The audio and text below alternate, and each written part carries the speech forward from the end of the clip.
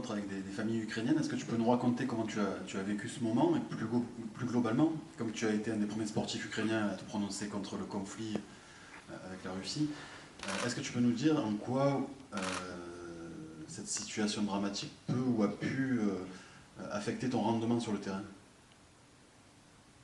Allora, martedì hai avuto un incontro con delle famiglie ucraine, sei stato anche uno dei primi sportivi a dichiararsi e schierarsi, diciamo, apertamente contro il conflitto contro la Russia, quindi ci puoi dire quanto questa situazione, che è molto difficile, scusa, immagino, abbia anche avuto un'influenza magari sulle tue prestazioni sportive?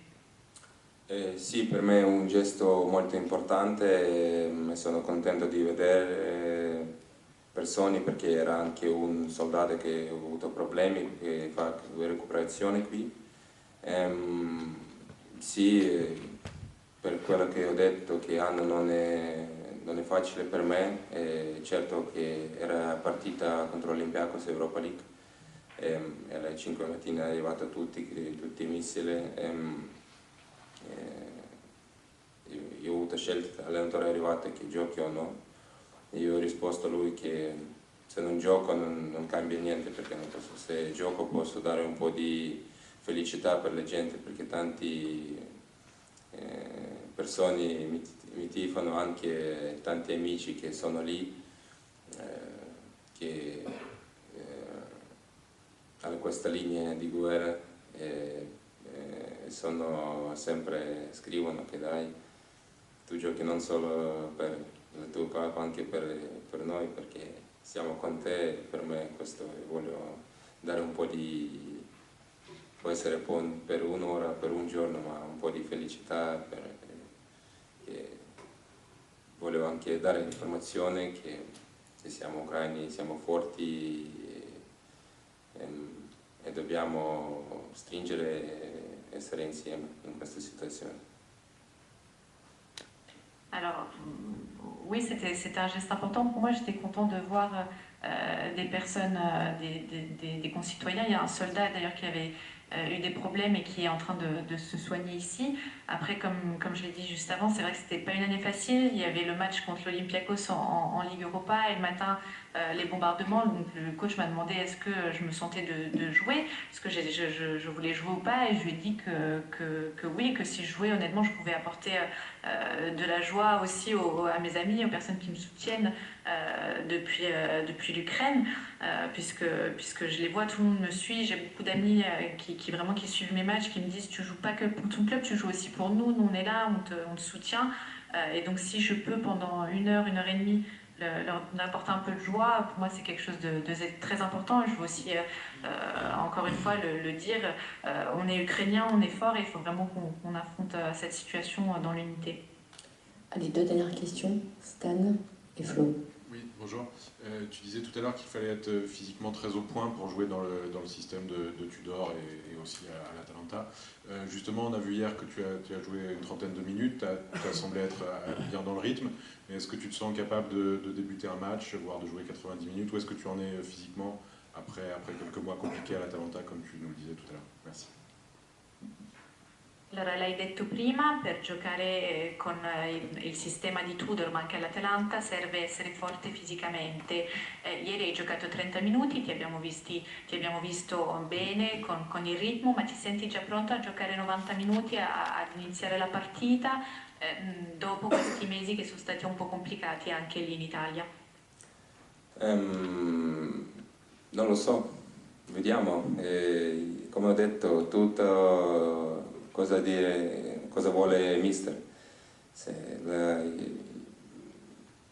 lui dice giocare 50-20, come ho detto, per me non cambia niente, ma io sempre pronto.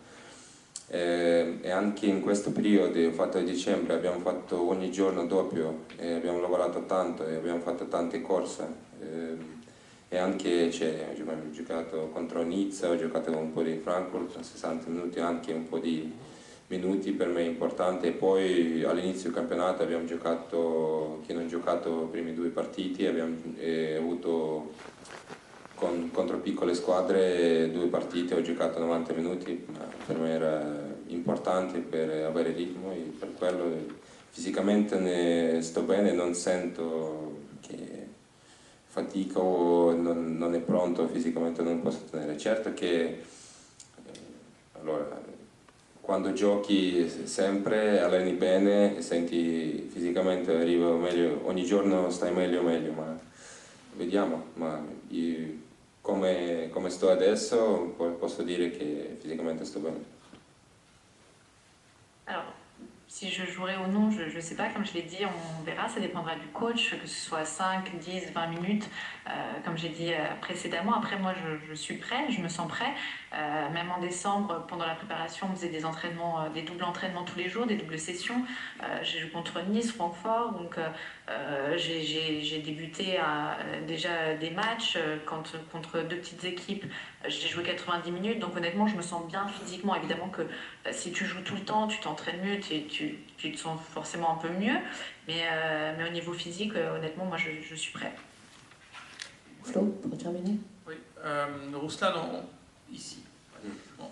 On t'a vu sur beaucoup de matchs, notamment en Italie, capable de frapper de loin, que ce soit sur coup franc ou dans le jeu. Est-ce que toi tu considères que c'est justement l'un de tes points forts, cette frappe de balle pied gauche?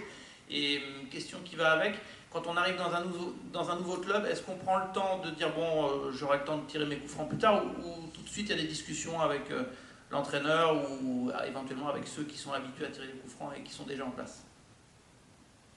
Allora, ti abbiamo visto giocare tanto in Italia, qualcosa che spicca sempre è il tiro dalla distanza, il tuo piede sinistro, che sia su punizione, ma anche durante le partite.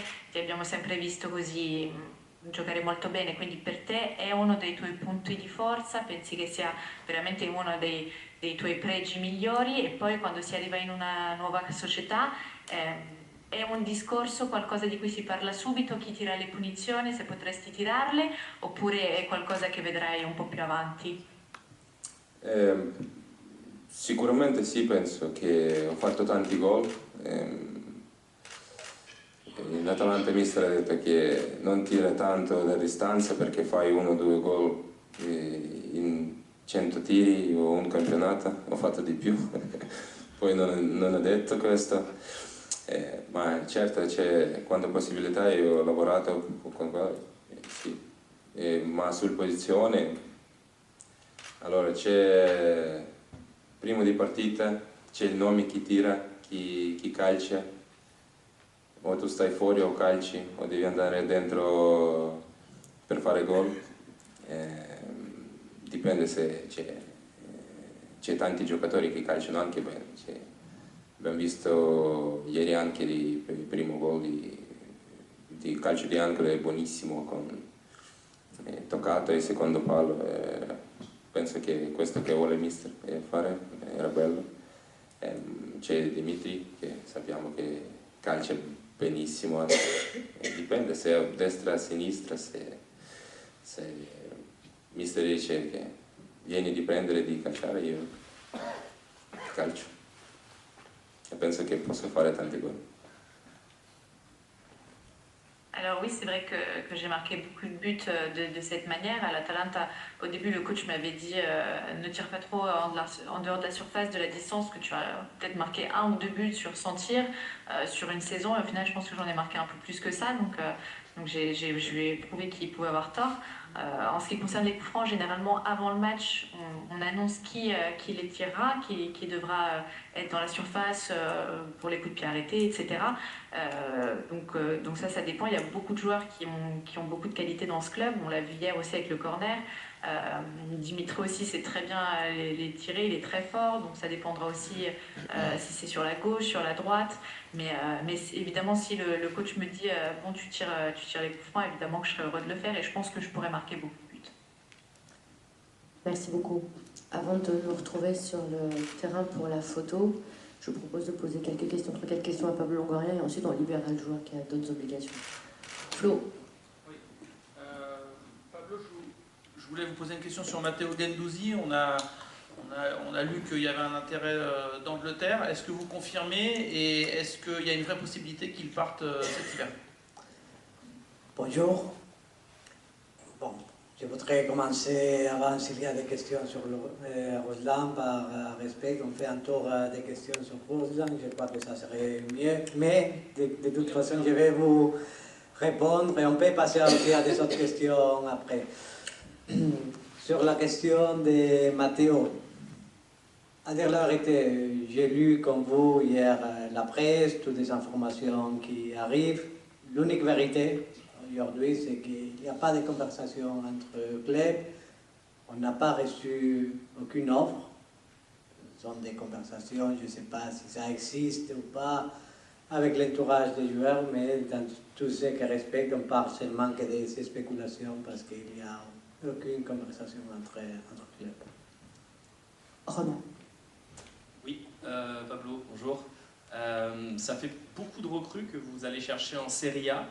Alors j'aimerais savoir pourquoi. Est-ce que vous pensez que c'est le championnat qui se rapproche peut-être le plus des qualités qu'il faut à l'OM, ou est-ce que c'est aussi parce que c'est là que vous avez vos plus belles entrées pour réussir des aussi jolis coups que Ruslan? Bonjour. C'est une question intéressante, spécialement parce qu'on peut discuter de beaucoup de choses. Pour moi, il y a un component économique sur des différentes questions. Naturellement, ce n'est pas la même chose de chercher des joueurs en Premier League, aussi dans ce moment dans beaucoup d'équipes en Bundesliga, ou aller en Italie, spécialement pour une question de salaire des joueurs, pour une question aussi de nécessités économiques de différents clubs, spécialement la loi du marché. Mais il y a un autre component qu'on considère que c'est très important, spécialement avec Igor Tudor et le concept de club qu'on veut développer. Il y a un premier component qui pour nous c'est culturel, spécialement parce qu'on connaît que les championnats italiens sont un championnat avec beaucoup de pression. C'est un championnat que la façon de jouer maintenant du championnat italien se rapproche du championnat français, spécialement parce qu'on voit de plus en plus d'équipes en France qui défendent un bloc bas et un jeu de contre-attaque avec beaucoup de moments pendant les matchs que les matchs prennent beaucoup d'intensité, spécialement dans les délais de transition. C'est une caractéristique maintenant qu'il a les championnats italiens. Le championnat italien, il a passé dans les dernières années d'être un championnat avec pas beaucoup de buts à être un championnat qu'on peut dire entre lesquels ça ressemble dans les contre-topiques dans lesquels il se fait plus de buts. Ça ressemble de plus en plus au championnat français actuel. Et pour nous, c'est aussi la conception des joueurs qui travaillent en Italie. Il y a une raison dans laquelle on connaît beaucoup de gens, Javier et moi en Italie, naturellement, on a travaillé beaucoup des années là-bas, mais c'est surtout une question culturelle.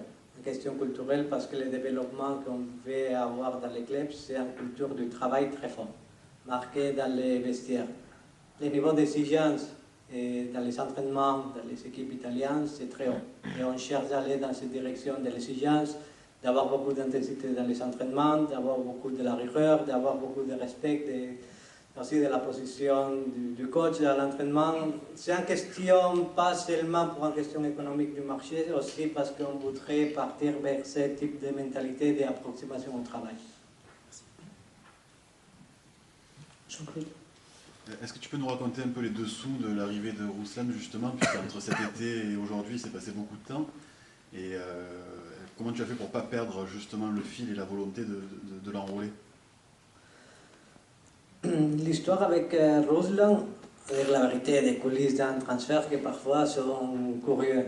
Je crois que la première fois que j'avais parlé directement avec l'entourage de Ruslan, c'était en janvier 2021, quand il avait la possibilité de Morgan Sanson d'aller à Aston Villa. C'était la première approximation. Là-bas, c'était un no sec complètement de l'Atalanta. Là-bas, c'était notre première conversation. Je me rappelle un jour, pendant cet été, on parle déjà des anecdotes, mais bon, c'est joli de se rappeler. On était, Javier et moi, qu'on parlait de différents joueurs, et au même moment, l'agent de Ruslan nous avait écrit un message. J'ai dit à Javier, bon, tu peux lui répondre. Et c'était en curiosité parce qu'on parlait de lui, et dans ces moments, c'était bien l'agent qui nous avait proposé la possibilité. C'est spécialement parce qu'il y avait un moment de changement à l'Atalanta, dans un moment de cet été. Comme vous savez, Atalanta il était racheté en partie du club, il y avait des changements à l'intérieur du club. La volonté de l'Atalanta pouvait être de chercher en politique sportive dans laquelle balancer entre les jeunes et les joueurs plus anciens. Là-bas, c'était le deuxième contact. Les négociations ne sont pas arrivées à la position qu'on est aujourd'hui et qu'on voulait, mais c'est vrai qu'on a tenu le contact pendant ces derniers mois, pratiquement avec chaque 2 semaines, 3 semaines, avec l'entourage. Même avec Atalanta entre clubs, la relation entre clubs c'est très bon. Jusqu'au moment que tout s'était accéléré un peu avec la vente de Gerson, où on a décidé comme club naturellement d'accélérer. Oui. Bonjour Président, vous nous avez expliqué que le profil de Ruslan donc correspondait parfaitement à ce que vous recherchiez, à ce que le coach recherchait. Alors, sans nous dire de nom, est-ce que vous pouvez nous définir un peu les profils que vous continuez à rechercher sur le marché cet hiver? Est-ce qu'ils dépendent de départs éventuels, de blessures? Enfin, est-ce que vous pouvez nous en dire plus sur les profils, le type de joueur, plutôt devant, plutôt sur les côtés que vous recherchez cet hiver? Sur les côtés, pas du tout, spécialement parce que notre façon de jouer, c'est de jouer avec 3 joueurs offensifs, 3 attaquants. Dans ces lignes de 2 attaquants dans lesquelles il joue, naturellement, après la blessure d'Amin, on cherche un autre joueur offensif qui a des caractéristiques, spécialement de pouvoir jouer avec des espaces. Nous sommes une équipe qui, dans les moments qu'on a la maîtrise du jeu, il y a beaucoup d'espace qu'on peut profiter. On a besoin aussi de ces caractéristiques que nous donnait Amin, que c'était la possibilité de percussion aussi en conduction de balles avec 30-40 mètres. C'est un profil de joueur similaire. On croit que pour compléter l'effectif, on a besoin de ce type de joueur avec les caractéristiques que nous avait donné Amin pendant la première partie de la saison. Mais pas de remplaçant sur Tavares ou Klose, par exemple?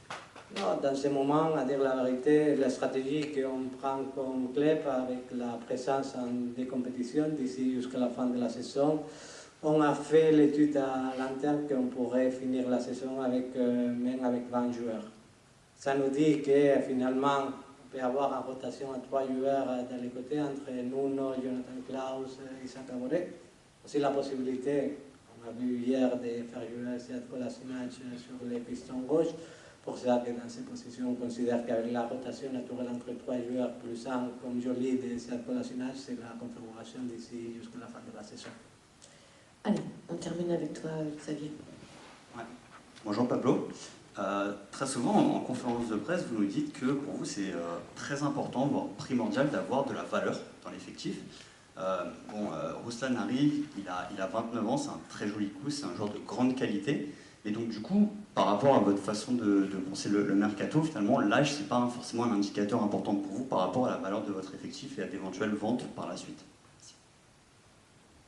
Alors, on peut faire une conférence dans les différents cours de directeurs sportifs que j'ai fait pour expliquer comment créer de la valeur.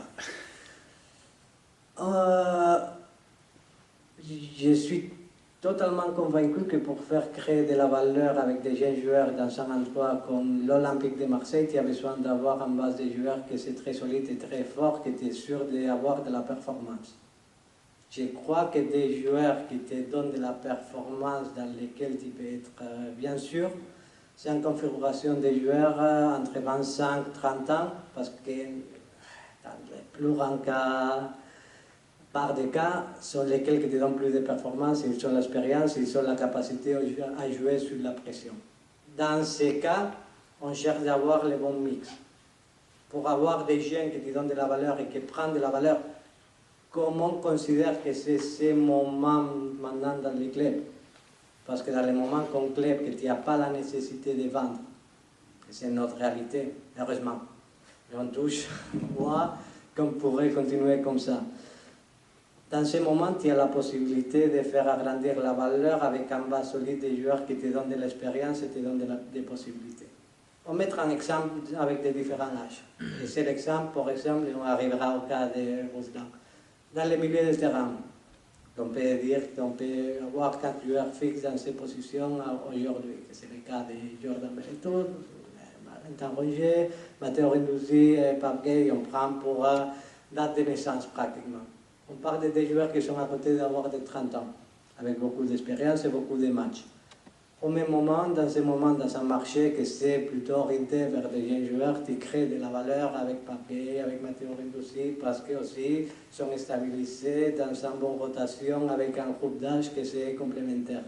C'est le même cas qu'on avait cherché de créer entre les défenseurs centrales, avec Léo Valerdi, Touré, on a Chancel Mbemba, on a Samuel Giroud, c'est ce mix qu'on cherche de recréer.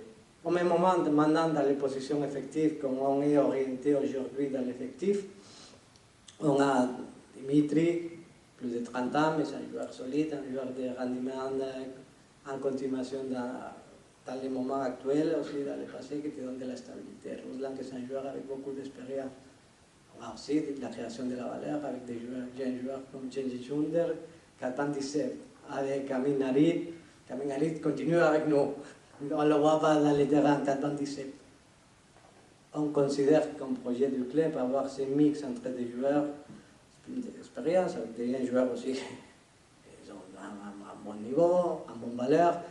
Ça, c'est notre stratégie, spécialement dans une place pour gérer la pression que signifie des joueurs à l'Olympique de Marseille. Merci beaucoup. Je vous propose de nous retrouver hors terrain pour la photo, s'il vous plaît.